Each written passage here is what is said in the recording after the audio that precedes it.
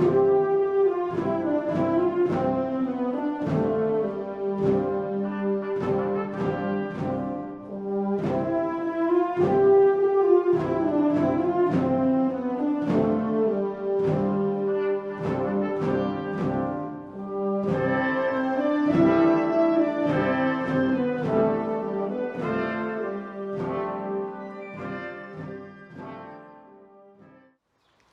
80e anniversaire de la victoire du 8 mai 1945. Nous sommes ici présents 80 ans plus tard. Pour la plupart d'entre nous, nous n'étions pas nés en 1945. Et pourtant, chaque année, cette date du 8 mai est particulière. Chaque 8 mai, les peuples de France et d'autres pays se retrouvent pour fêter l'anniversaire de la victoire ensemble.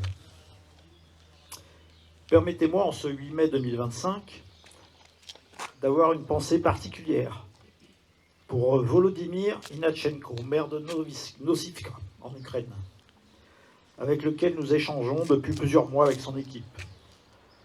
À travers ces brefs échanges, je comprends encore mieux ce mot « paix » gravé sur notre monument aux morts. Nous témoignons ici notre reconnaissance à ceux et celles qui ont donné leur vie, français et alliés, afin de nous permettre de rester libres.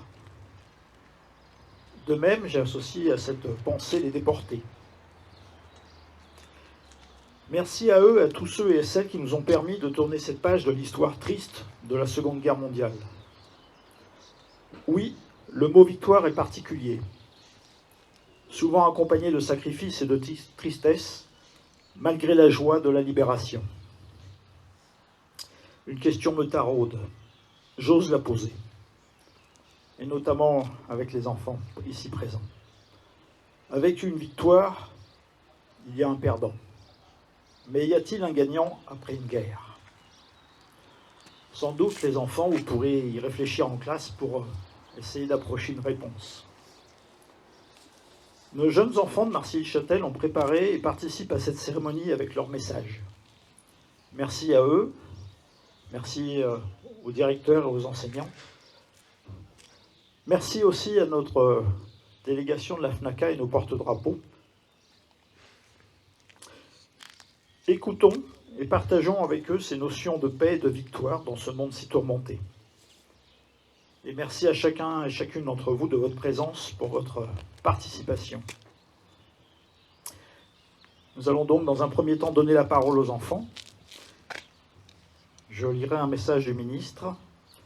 Nous effectuerons un dépôt de gerbe. Nous prendrons une minute de silence et nous terminerons cette cérémonie par la Marseillaise. Je vais donc demander aux enfants de s'approcher, de venir me rejoindre. Et je vous donne la parole. Discours de l'arrière-grand-mère de Léna. En 1939. En 1939, je n'avais que 7 ans. Je n'arriverai pas à tout vous raconter, mais on a vécu une drôle d'époque. On vivait dans la peur. On était traumatisés. On était à la campagne, d'habitude, c'est très calme. Mais là, des avions passaient sans cesse le jour. Avec mes frères, on faisait 2 à 3 kilomètres à pied pour aller à l'école. Une fois, je me suis caché dans un buisson. Une fois, on s'était couché dans la terre labourée. À l'école, on ne nous parlait pas de la guerre. À la maison, non plus. Les parents nous disaient rien, nous expliquaient rien. On se demandait ce qui arrivait. Je me souviens qu'on avait vu une énorme fumée dans le ciel. C'est quand les avions ont bombardé la gare de Bonson. Les avions passaient aussi la nuit. Ils cherchaient les résistants, cachés dans des fermes voisines. Le soir, on voyait des lumières dans les prés. C'étaient les résistants qui pêchaient des grenouilles. Nous, on manquait de rien, en nourriture et en eau. Mes parents avaient une ferme. Des Stéphanois venaient s'approvisionner à la ferme. Par contre, le pain était rationné. On avait un bon pour le retirer. Ma mère nous faisait moudre du grain pour faire un peu plus de pain, pour les hommes comme ils travaillaient. Je me rappelle aussi le bruit des cloches. Je ne sais plus si c'était au début ou à la fin de la guerre. C'était affreux. On se bouchait les oreilles, car ça ne s'arrêtait pas. Je me souviens avoir aperçu, derrière la fenêtre, des soldats allemands. C'était un soir d'hiver, nous étions au coin du feu, nous avions peur, mais ils ne sont pas entrés.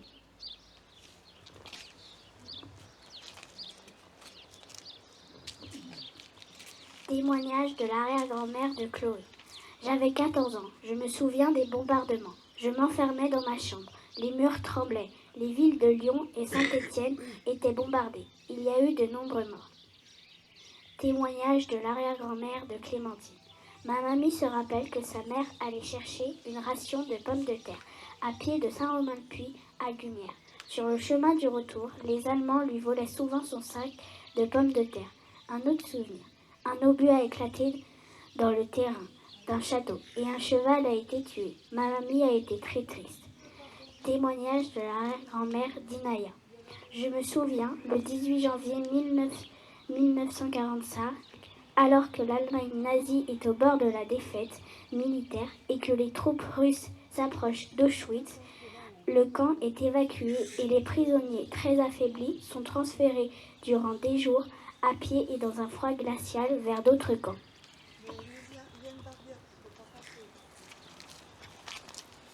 Témoignage, arrière-grand-parent, Seconde Guerre mondiale. La grand-mère m'a raconté l'histoire de son grand-père, donc mon arrière-arrière-arrière-grand-père. Il s'appelait Antoine Sacq. Il est né en 1885 et mort en 1968. Il a fait la guerre de 39-40. À l'époque de la guerre, c'était dur, car ils ne mangeaient pas à leur faim et ils ne pouvaient pas se laver. À la fin de la guerre, il est rentré chez lui, il a repris son travail de souffleur de verre et s'est occupé de ses 3 enfants, Claudette, Jean, René. Il n'avait pas beaucoup de livres, mais avec un dictionnaire qu'il lisait régulièrement, il a appris à sa femme à lire, écrire et à compter. Il est mort tranquillement dans son lit. Merci pour ces témoignages que vous nous avez rapportés.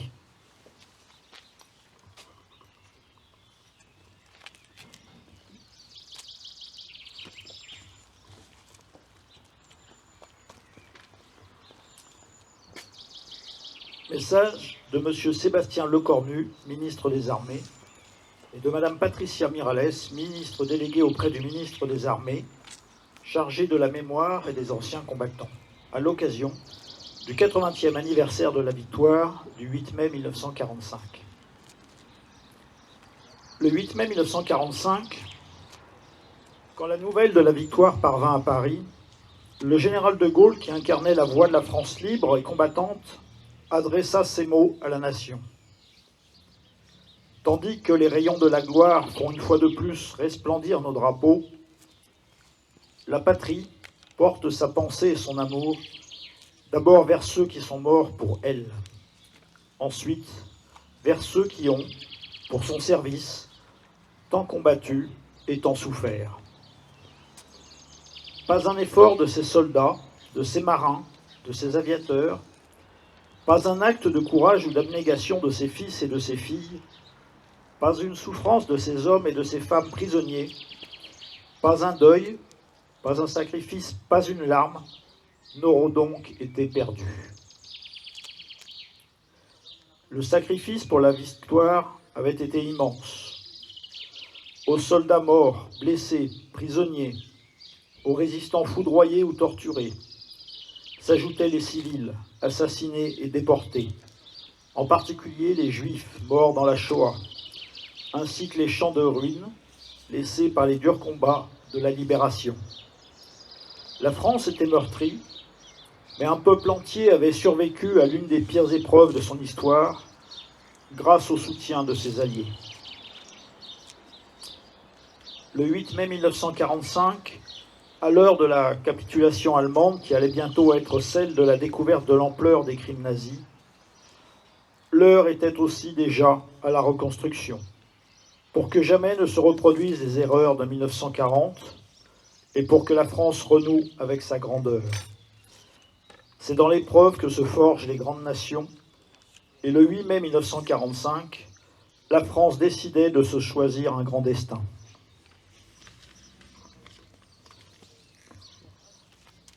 Dans l'effervescence de la victoire, Et pour faire écho aux immenses sacrifices consentis pendant les années de guerre, les Françaises et les Français reprenaient confiance en eux-mêmes.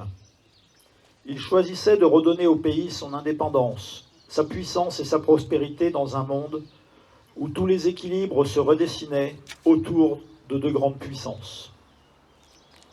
Cette ambition a permis de construire un modèle français qui fait notre grandeur et notre fierté dans les domaines militaires, sociaux, scientifiques, industriels, économiques et culturels. Aujourd'hui, nous jouissons encore de cet héritage de la libération, des choix courageux de nos grands anciens. Par-delà les clivages, ils ont su porter le pays vers le meilleur de lui-même. Alors que le cycle des commémorations du 80e anniversaire de la libération se termine, dans un monde où les menaces se multiplient, où des menaces anciennes planent à nouveau sur le pays, alors que les rapports de force internationaux se reconfigurent, souvenons-nous des sacrifices qu'une génération entière de Françaises et Français a acceptés pour libérer le pays, pour le reconstruire et pour nous donner les moyens de notre souveraineté. Vive la République et vive la France.